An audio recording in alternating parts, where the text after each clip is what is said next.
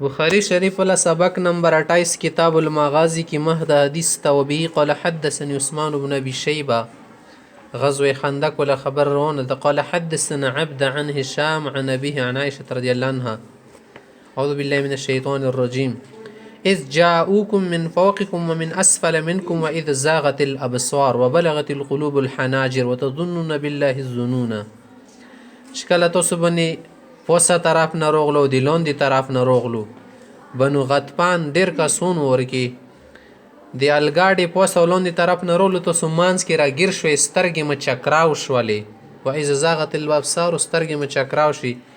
کله سړي باندې ډور جوړ شي سترګې راوځي قالت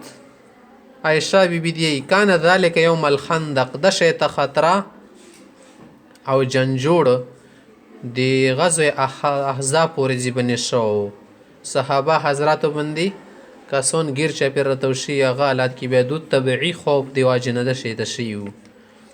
وبه قال حدثنا مسلم بن ابراهيم قال حدثنا شعبة عن ابي اسحاق عن البراء رضي الله عنه قال كان النبي صلى الله عليه وسلم ينقل التراب يوم الخندق پیغمبر سم خندق جان کې ځکه خندق کنل شول په خپل بني خاټي وړلې د سینه کولو څخه کسونو ته ویلوړو سره پډرونه چلولو نه حضرت صحابه سره بنفسي نفیس لګیاو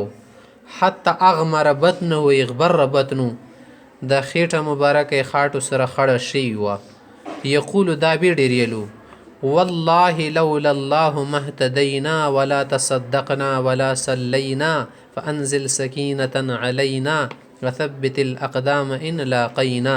ان الاولى قد بغوا علينا اذا ارادوا فتنة ابينا والله لولا الله کالله نو مهتدین مو د سیده لار هدایت نو مندل ولا تصدقنا نم صدقی کړي ولا سلین نم منزونه فانزل سکینه علینا ای پروردگار موږ باندې سکون اطمینان نازل کا وثبت الاقدام ان لاقینا کو کفار سره مو مقابله شخپې مو مضبوطی کا ان الاولى قد بغوا علينا دی اهل مکی خلق موږ باندې سرکشی کړي دا سرچړی کړي دا سرچړ شوی دی اذا ارادو فتنه ابینا کله دو شرک او د کفر ارادی لري موږ د انکار کوو ورپیا بیا صوته ابینا فابینا سره بیا او چاته اوس کولو بیا وبي قال حدثنا مسدد قال حدثنا يحيى بن سعيد عن شعبة قال حدثني الحكم عن مجاهد عن ابن عباس رضي الله عنه عن النبي صلى الله عليه وسلم قال پیغمبر اسلام دا حدیث ته فرمای نصرت بالصبا د مو مدد شو د په صبا هوا سره دا هغه هوا ده چې د ورسته طرف نه رسي چې کله ته مخامخ شي واهلكت عاد بالدبور او عاد کوم تبو شو دبور هوا سره وبه قال حدثنا احمد بن عثمان قال حدثنا شريح بن مسلمة قال حدثني ابراهيم بن يوسف قال حدثني ابي عن ابي اسحاق قال سمعت البراء يحدث قال لما كان يوم الاحزاب وخندق رسول الله صلى الله عليه وسلم کله د احزاب ورځو پیغمبر الاسلام خندق کنه لدې ځکه خندق د بابي ربعی ته وګرځیدل خندق يخندق رأيته مخبل کتل ينقل من تراب الخندق خندق ولا خاطي بي وړلې حتى وارا عن الغبار جلدة بطنه سګردو او کومه خاطي دغه خېټې له کومه چمړه وای مونږه پانا کړی او پټه کړل وکانه کثیر الشعر پیغمبر علی السلام په سینې باندې وختر ډیرو نه معنا دي ذکر دي کثیر الشعر غله بل ذکر غلی سدي پیغمبر سم طویل المسرباو معنا کوم وختو دي سینې نه تر کوزه نمو پر صرف نری لکیرو ماغا غاڼه نور په نو وخت بدن باندې فسمعته يرتجز بكلمات ابن رواحه مورد دي ابن رواحه شاعر ولا زن شعرونه و دید ما غاټه کیلو يرتجز من فی البدیه ویلو به سوچ سمجه او ينقل التراب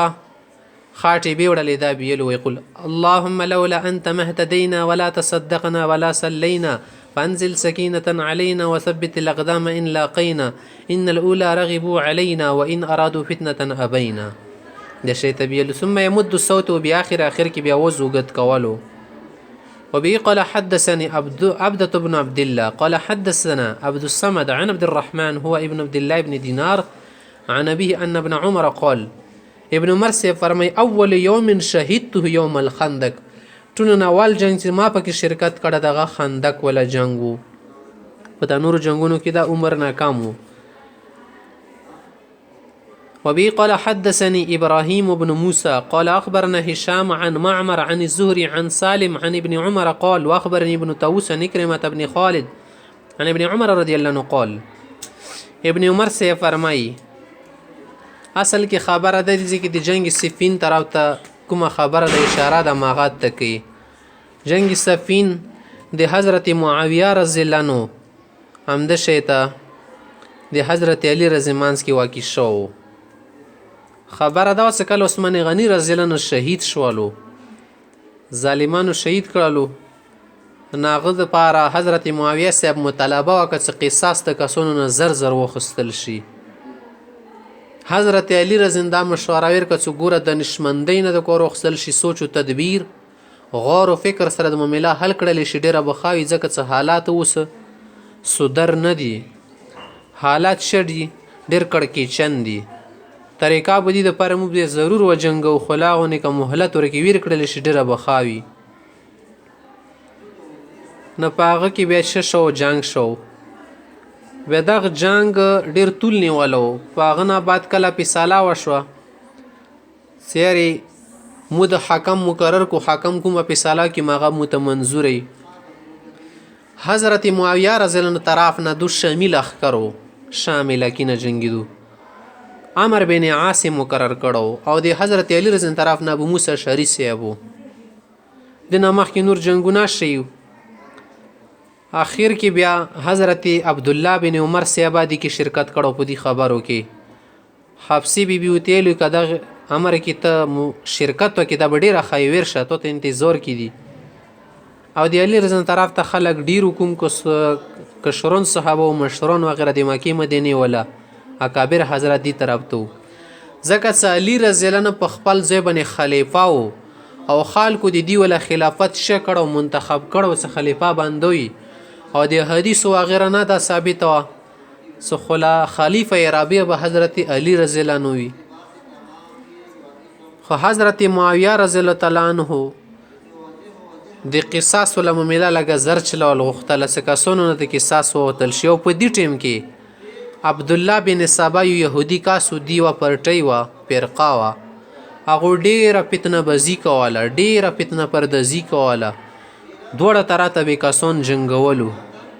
نو د سیاست نه او د تدبیر نه سوچ او د استراتیژی نه کور خستو کچیته سې طریقې سره کور و چلیږي څل انجام جوړ نشي چوپ کې وینه تعالی نشي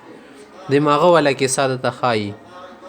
بیا په دې ټیم کې کله ورسته جنگ وشو جنگ صفین هغه نه بعد حضرت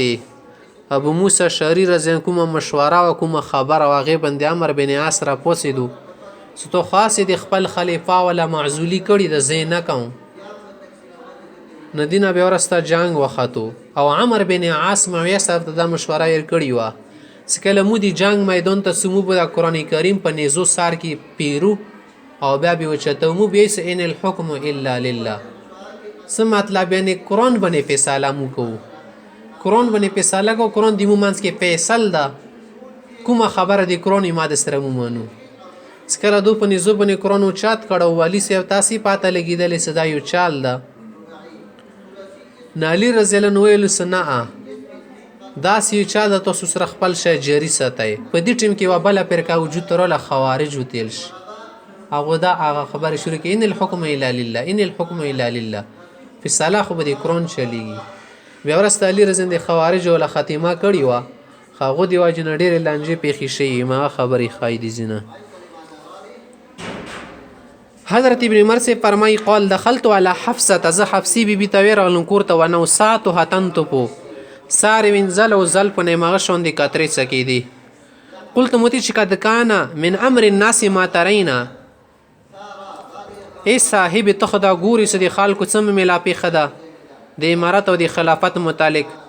فلم يجعل من الامر شيء مو د پاره خو ایڅ ورکه حساب نه ګرځول شفقالت هغه تل الحق ورشه فإنهم ينتظرون كاغدي انتظار کې دي واخشى ان يكون في احتسابك عنهم فرقه کته ور نشي دینه کېدای شي نور افتراق پیدا شي چیرې دو څنګه نه راغلو ویلي خبرې کې شرکت ونه کړلو فلم تدعه هغې نه پرېږدل څه ورڅېبې اصرار یې کوله حتی ذهب لوړ فلما تفرق الناس څه کله خال جدا شو خطب معاویه رضن تقریر وکړو قال به یې وفرمیل من کان یرید یتکلم فی هذا الامر که څوک مو سره د دې خلافت او د امارت متعلق خبرې کول غواړي فلیطلع لنا قرنه سر در اوچات کی سزی وکسن لگ فلنحن احق به منه ومن ابيه مو دی هغه نه د خلافت زیات حقداري دي چې هغه تعریض وکړو خبرې کې څه معنی د ابن عمر صاحب نه زیات حقداري دی عمر رضی الله عنه زیات حقداري قال حبیب بن مسلمه دی چې کله اے ابن عمر صاحب ته معاویه صاحب دا خبره وکړه او په مجلس کې داسې وغږېدو فهل جبته جواب ویلې ورنه کو ځکه چې خلافت حقدار خو حضرت عمر صاحب وو قال عبد الله دی چې فحللت حبوتي وهممت ان اقول احق بهذا الامر منك من قاتلك واباك على الاسلام سمو د سي ځون رکولو کړه کپڑا مو کومه څه تړلې و ځون بنې هغه مر کولو کړه اراده مو کس دي ته زدا خبره وکړ چې د خلافت حقدار خو هغه چوک د ستو سره جنگیدل او د تابع جان سره جنگیدل د څه معنی فتح مکی پورې زی بندې د معاویه رضی الله عنه فلور چې کم وو هغه سره هغه خو په فتح مکی ورځې باندې اسلام راوړو کنه ابو سفیان په مخکې جنگونو کې شریک شو ماغه طرف ته اشاره وکړله خو ابن عمر سوي صدا جواب مو ورنه کړلو ویلي فخشیت ان اقول کلمه تفرق بین الجميع وتسفك الدم زه په دی وړه شند سینې څه د خبرم خلینونه زی سدي دی واجن امت کې فرقت پیدا شي او وینه تعالی شي ويحمل عني غير ذلك کده شي دا خبره بل چوک بوته کې فذكرت نمو دا خبره تیر کړل چې ما اعد الله فی الجنان الله څه جنت کې څه تیر کړی د موږ د لپاره ما کفی دي صبر نه وکړ اخلو قال حبیب دی څه حفظت وعصمت ابن عمر سے تو بالکل حفاظت وشو ماشاء الله قال محمود دی عن عبد الرزاق ونوساتها دا لفظ نوسات ورغله نوسات نمرود شدي